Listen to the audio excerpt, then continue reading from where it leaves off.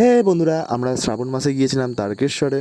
আর তারকেশ্বরে গিয়ে আমাদের কি বিপত্তি ঘটেছিল তোমরা দেখতে থাকো। আমরা তারকেশ্বর গিয়েছিলাম শ্রাবণ মাসের তৃতীয় সপ্তাহে। সেদিনকে প্রচুর ভিড় হয়েছিল তারকেশ্বর স্টেশনে, তাই আমরা 2 নম্বর স্টেশন থেকে বারলাইনে ট্রেনে উঠেছিলাম।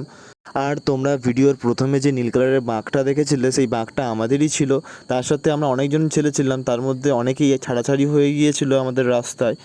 অনেকবার ফোন করাতে না পাওয়ায় আমরা ট্রেনে উঠে যাই। আমাদের সঙ্গে এই বন্ধুগুলোই ছিল, তারা আমাদের হাত দেখাচ্ছে দেখো। কি আর করা যাবে বলো বন্ধুরা, তাই জন্য আমরা ফিরে আসি, তারা পরে ট্রেনে ফিরে আসে। এই যে রেলগেটের দেখো অবস্থা, ভক্তরা সবাই রেলগেটের লাইন দিয়ে দাঁড়িয়ে আছে বাবার দর্শনে যাবে বলে। দেখো কি অবস্থা, কত মানুষের ভিড়। এতটা পথ হেঁটে আসবার পর ভক্তরা দুর্বল হয়ে পড়ছে, তাই তারা রেস্ট নিচ্ছে রেল লাইনেতে।